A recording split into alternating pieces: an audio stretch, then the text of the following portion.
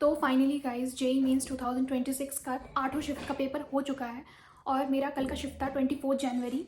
Second shift, first shift कंपेयरली अच्छा आया था, इजी आया था, लेकिन सेकेंड शिफ्ट जो आया था हम लोगों का वो बहुत ही हार्ड आया था, बहुत टफ।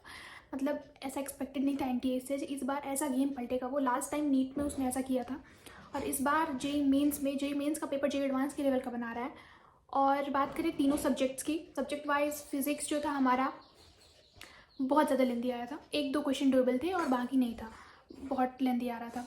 और केमिस्ट्री पोर्शन का बात करें तो फिजिकल से क्वेश्चन थे सारे और उसमें ऑर्गेनिक मिक्स करके रखा था, मतलब फिजिकल ऑर्गेनिक से था। इनऑर्गेनिक से 1 या 2 क्वेश्चन मुझे दिखा और उसके अलावा क्वेश्चन ही नहीं था इनऑर्गेनिक से। ऑर्गेनिक से बिल्कुल नहीं था। जैसे हम लोग 3 दिन का पेपर एनालाइज करके गए थे कि कैसा पेपर आ रहा है, तो ऑर्गेनिक के मैकेनिज्म आ रहे थे शायद सारे, तो उसमें तो बिल्कुल एक भी मैकेनिज्म नहीं पूछा था, कुछ भी नहीं, बस फिजिकल में ऑर्गेनिक मिक्स करके रखा था सारा और एक भी क्वेश्चन डुएबल नहीं था, सारे टफ कैटेगरी के क्वेश्चन थे। और मैथ्स में बात करें तो मैथ्स में 2-4 क्वेश्चन थे करने लायक, उसके बाद बिल्कुल नहीं, मतलब लेंदी पेपर था बहुत ज़्यादा मैथ्स का, मतलब सॉल्यूशन ही नहीं आ रहा था, बनाते सॉल्यूशन ही नहीं आ रहा था। तो आप जो भी कैंडिडेट 28 को पेपर देने जा रहे हो तो मैं कुछ टिप्स आपको बता देती हूँ। पहला, फिजिक्स में सारे फॉर्मूले याद कर लो, सारे फॉर्मूले। इलेक्ट्रोस्टैटिक्स से एक क्वेश्चन आया था और 1 या 2 आया था शायद, तो उसके सारे फॉर्मूले याद कर लो। 11th पोर्शन के सारे आप याद कर लो। उसके बाद 12th के कुछ मेन इंपॉर्टेंट चैप्टर।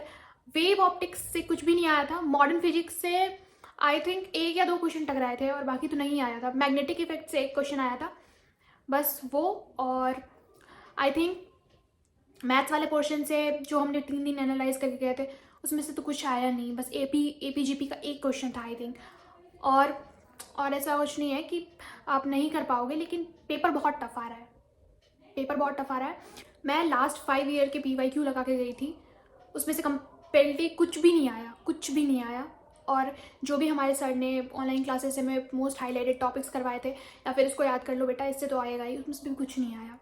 मतलब जितने भी जैसे आप लोग पढ़ते हो वीएसपी या थ्योरी पढ़ोगे, फिर मैथ्स में कुछ इंपॉर्टेंट फॉर्मूलेज होते हैं, उसमें से कुछ भी नहीं आया था।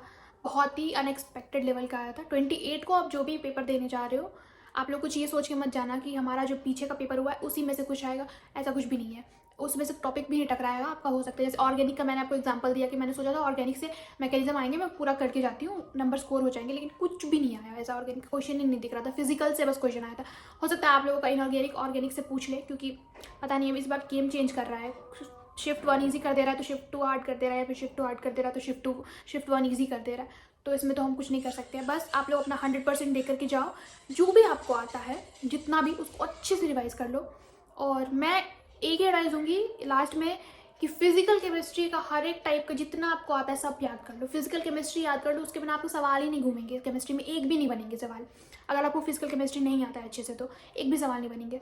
और फिजिक्स तो हार्ड आई थी और मैथ्स भी हार्ड आई थी, केमिस्ट्री एज एक्सपेक्टेड हार्ड ही थी, इजी बोल ही नहीं सकते हैं। और कोई ये उम्मीद मत रखो कि हो जाएगा ऐसा, कि अगर मैंने इतनी तैयारी करी है ऊपर से तो हो जाएगा। अप्रैल अटेम्प्ट के लिए तैयार करो, और पहले तो बोर्ड से अगर आप अपेयरिंग हो, तो मेरा तो बोर्ड है इस बार, तो मैं बोर्ड के लिए ज़्यादा ध्यान दूंगी अभी। उसके बाद अप्रैल अटेम्प्ट में अपेयर करूँगी। और डिसअपॉइंटेड नहीं होना है, क्योंकि सबका पेपर खराब जा रहा है, आपका ही नहीं सबका। तो अप्रैल अटेम्प्ट के लिए तैयार हो जाओ। That's it, thank you.